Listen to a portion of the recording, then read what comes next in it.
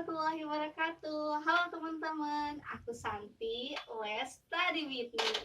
Hari ini aku bersama salah satu dosen di Universitas Islam Ahya Kuningan. Beliau tuh salah satu dosen favorit saya selama saya kuliah, yang menjadi dosen home base dari perbankan syariah. Perkenalkan, beliau adalah Miss Neneng Wahyuni SESYME Miss. Halo Halo semuanya, Miss. halo juga Teteh. Halo Miss, gimana nih kabarnya di hari yang siang, cerah dan cukup sejuk ya Miss hari ini? Gimana betul. nih? Alhamdulillah sehat, jalani ya, disyukuri segala macamnya. Hari ini dengan kondisi fit, dengan kondisi prima, bisa juga menghadiri undangan Teteh untuk berkegiatan di sini. Alhamdulillah, terima kasih banyak Miss sudah menyempatkan waktunya di kesibukan Miss gitu ya. Apalagi sekarang Miss lagi siap-siap mungkin ya akan pindah ke Bandung. Insya Allah. Gimana nih Miss persiapannya gitu? Ya, beberapa hal sudah dipersiapkan. Alhamdulillah, tinggal perungnya aja. Nanti insya Allah pekan ini akan bergerak untuk hijrahnya. Semoga dilancarkan, Amin, sukses amin. juga untuk Miss ke depannya. Begitu juga kan Teteh dan teman-teman semua. Oke Miss, kali ini pembahasan kita tuh cukup menarik ya, karena menyangkut terkait prodi kita yaitu perbankan syariah. Jadi kali ini kita akan bahas tentang prodi mengenai perbankan syariah Miss. Sebelumnya kalau boleh tahu Miss menggunakan bank syariah atau enggak Miss? Pastilah ya, sebagai akademisi, lalu juga sebagai pernah juga sebagai praktisi, tentu kalau nggak punya akun di perbankan syariah itu kayaknya miris banget ya, ironis banget gitu. Jadi sebenarnya kalau secara akun atau secara nasabah itu udah tertarik dari waktu SMA. Wow. Gitu. Jadi SMA itu sudah ada diluncurkan saat itu namanya Bank Muamalat ya. Dan itu tuh waktu SMA menarik banget. Kenapa? Karena pernah ditawari oleh salah satu guru gitu untuk bisa ikutan atau bergabung jadi nasabah Bank Muamalat. Nah, yang bikin tertariknya adalah prinsip syariah. Di mana syariah ini dia itu dengan bagi hasil yang tentunya berbeda dengan konsep dan sistem bank konven yang sebelum-sebelumnya mungkin sudah kita lebih kenal gitu ya. Jadi itu dari situ awalnya tuh ketertarikan dan akhirnya juga belajar untuk jadi salah satu nasabah di bank syariah. Oh, berarti udah dari lama ya Miss? Udah lama, bener Teh gitu. Tapi apa sih ya Miss yang dirasakan Miss gitu, perbedaan dari antara bank konven dengan bank syariah ini gitu? Kalau dirasakan tentu ada rasa lebih nyaman, rasa lebih tenang karena walaupun mungkin ya secara konsep memang bank syariah itu dia menuju syariah, tapi mungkin prakteknya ada juga hal-hal yang masih belum sempurna gitu ya, belum pure. Tapi setidaknya kita sudah bergerak ke arah menuju syariah itu sendiri gitu. Itu yang penting karena bagaimanapun juga segala sesuatu itu ada prosesnya. Jadi ketika memang di luar sana masih ada yang menjudge kurang enak atau kurang baik terhadap perbankan syariah, ya itu hal yang normal gitu karena memang ini berproses ya, jadi pasti ada tahapan-tahapannya, tapi setidaknya proses kita itu diniatkan bahwa kita mengikuti syariatnya agama kita, itu yang poin utamanya.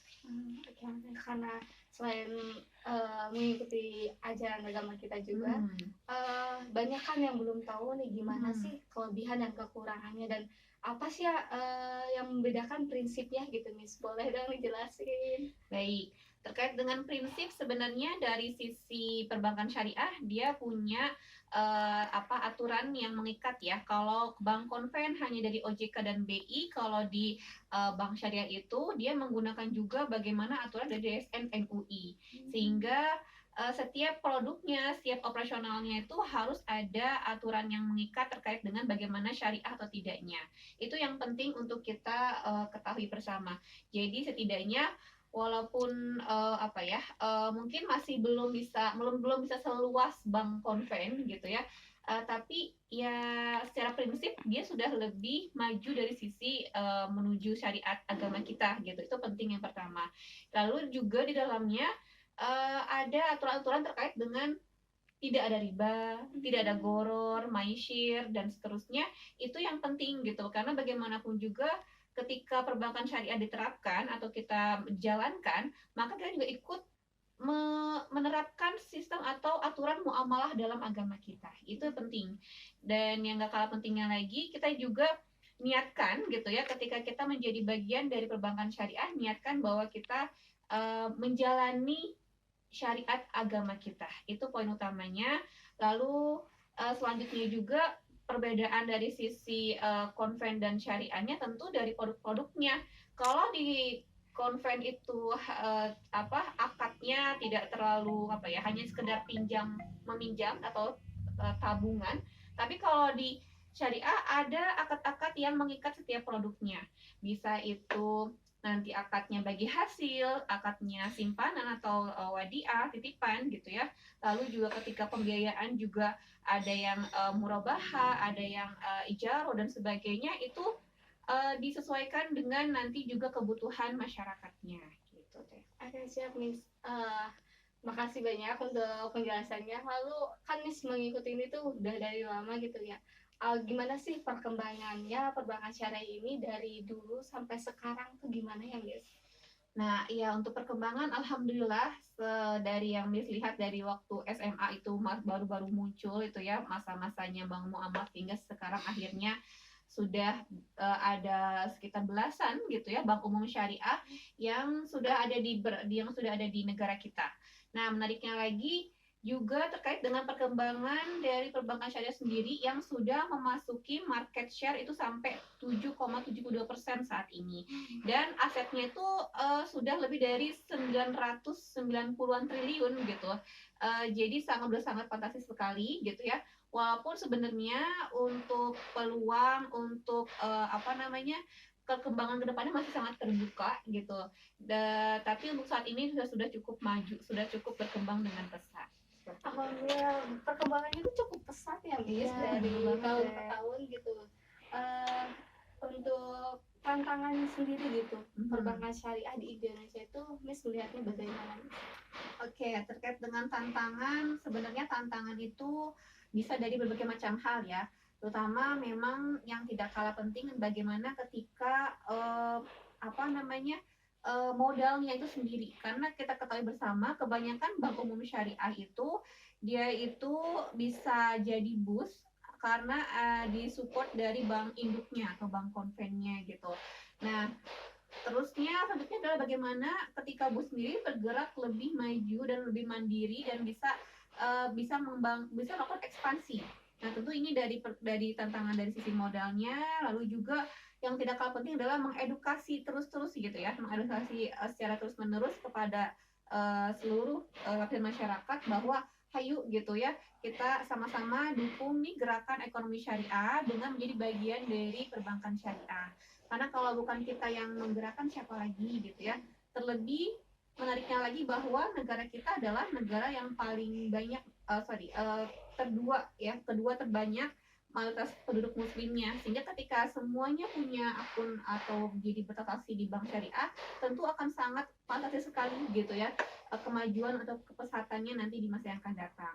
Dan yang kalah penting lagi ternyata ada hal-hal yang menarik nih dari perbankan syariah, bahwa sudah ada aturan terkait juga bagaimana ke depannya itu bank syariah bukan hanya sekedar bisa minjem atau bisa nabung dan juga kegiatan sosial, tapi juga bisa menjadi nazir.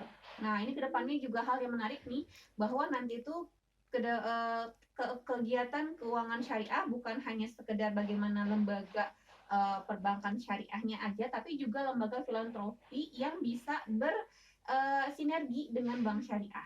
Sehingga nanti kedepannya teteh semua tuh bisa melakukan kegiatan wakaf tunai di perbankan syariah. Itu keren banget. Jadi yang namanya wakaf juga, kalau sebelumnya TTA mungkin mikirnya harus punya rumah, punya tanah dulu untuk bisa berbagi, untuk bisa diwakafkan, ternyata hanya dengan uang tunai pun bisa kita setorkan dan itu dilakukan di bank syariah juga sudah bisa gitu. Jadi kayaknya semakin lama tuh akan banyak kemudahan lah transaksi keuangan, baik itu dari sisi transaksi bisnisnya ataupun transaksi sosialnya juga di perbankan syariah. Jadi sudah paket komplit, insya Allah kedepannya jauh lebih maju lagi, jauh lebih besar lagi gitu. Siap.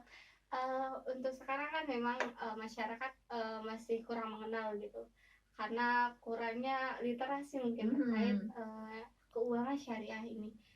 Selain edukasi kepada masyarakat, gimana sih, apakah ada cara-cara, tips-tips yang mungkin yang bisa kita lakukan untuk bisa masyarakat tuh kenal gitu lebih mengenai keuangan syariah ini? Nah, iya, ini terkait juga dengan bagaimana atau siapa masyarakatnya itu sendiri atau audiensnya. Ketika misalnya yang jadi audiensnya adalah ibu-ibu rumah tangga gitu ya, yang mungkin tidak terlalu sering keluar rumah dan sebagainya. Tapi kalau ada kegiatan di desa, mereka sigap gitu ya. Nah, ini penting juga ketika misalnya bagaimana Bank Syariah juga mau terjun ke masyarakat, langsung gitu bertemu dengan masyarakat, memberitahu bahwa mereka punya produk, mereka punya kemudahan dan fasilitas lainnya yang tidak kalah lebih baik daripada bank konven gitu. Lalu juga bagaimana nanti ke depannya ini generasi muda dan bahkan kita nih sebagai ekonom Robani juga bisa turut share informasi gitu ya.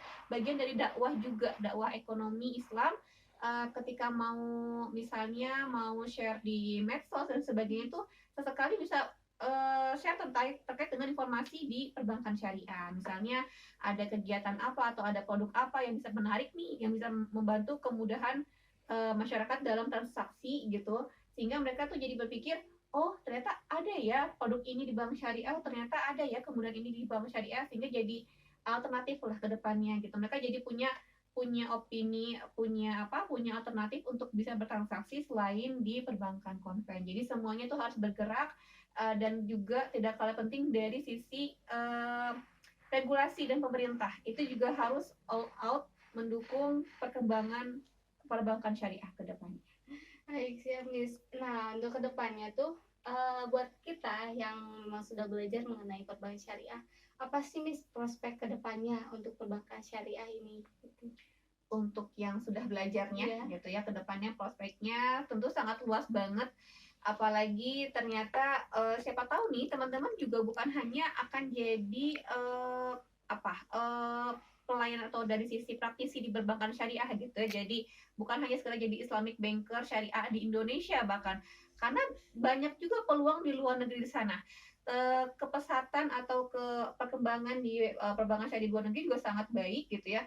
Bahkan di negara non muslim termasuk kayak Inggris gitu, di Europe juga, kalau teman-teman membekali dari teman-teman nih yang lulusan perbankan syariah dengan juga bahasa asing, dengan juga kemampuan digitalnya, insya Allah tuh peluang di luar sana akan banyak terbuka gitu ya. Entah itu mungkin juga ada yang remote, ada yang juga WFH dan sebagainya. Intinya peluang untuk kerja dengan berbagai macam posisi gitu, tidak hanya sebagai Islamic banker tapi juga bisa menjadi warga global itu sangat terbuka lebar teh. Nah, terutama kaitannya dengan ekonomi Islam juga yang sudah semakin dilirik, semakin diminati oleh warga dunia karena mereka melihat tuh sangat adil, ada keadilan di sana, ada transparansi di sana dan tidak ada kezoliman. Jadi lebih meminimalisir kezoliman antar pelaku gitu ya. Itu pentingnya ya bagian lah dari rahmatan lil alamin dalam ekonomi Islam itu sendiri, sehingga walaupun di luar sana itu nulis masih mereka juga berkegiatan tapi mereka juga punya ketertarikan dengan sistem ekonomi Islam, termasuk dalamnya adalah bagaimana juga jadi bagian dari nasabah di Islamic banking gitu. Alhamdulillah, kebetulan Santi juga baru gitu ya, untuk menggunakan bank syariah ini. Santi baru mungkin baru setahunan gitu. Dan Santi tuh pernah searching gitu ya, ternyata penggunanya pun bukan hanya kita yang umat muslim. Betul. Mereka yang non muslim juga ternyata lebih percaya gitu di perbankan syariah menggunakan pembiayaannya gitu. Prospek kedepannya itu sangat luas gitu ya, Miss. Untuk terakhir gitu, Miss, sebelum penutup, barangkali ada closing statement dari Miss. Insya Allah apa ya? Untuk closing statement intinya teman-teman yang belajar nih ya, terutama dalam sisi ekonomi Islam, ini adalah bagian dari agama kita. Bagian dari ketika kita belajar ekonomi Islam, maka kita juga belajar agama kita. Jadi niatkan, selalu luruskan niatnya gitu ya. Lalu juga terus tidak boleh berpuas diri, harus mau terus mengeksplor dari berbagai macam sudut, dari macam sumber, bahwa ilmu itu sangat luas banget, termasuk juga ketika kita misalnya dari ilmu itu kita bisa menjadi pribadi yang lebih bermanfaat gitu. Jadi nantinya ilmunya semakin berkah, lalu juga menjadi amal jariah kita. Jadi jangan apa ya, jangan pokoknya jangan kecilkan niat, harus selalu tinggikan, harus selalu langitkan gitu, biar nyampe gitu, biar nanti tuh maknanya, biar nanti hasilnya juga manfaatnya ke bawah sampai akhirat nanti. Jadi harus jadi pribadi yang tangguh dan mau terus belajar, tidak berpuas diri seperti itu. Baik, alhamdulillah, terima kasih Miss untuk segala ilmu yang sudah disampaikan. Semoga pembahasan hari ini bisa sampai gitu ke masyarakat luas, dan masyarakat jadi tahu nih perbankan syariah itu seperti apa dan bagaimana gitu Miss. Untuk terakhir, kita nanti ketemu lagi di next video untuk pembahasan selanjutnya. Baik, barangkali dari teman-teman yang ingin menambahkan ilmunya gitu bisa ditulis di kolom chat. Saya tutup. Billahi taufiq wal hidayah. Wassalamualaikum warahmatullahi wabarakatuh. Bye bye.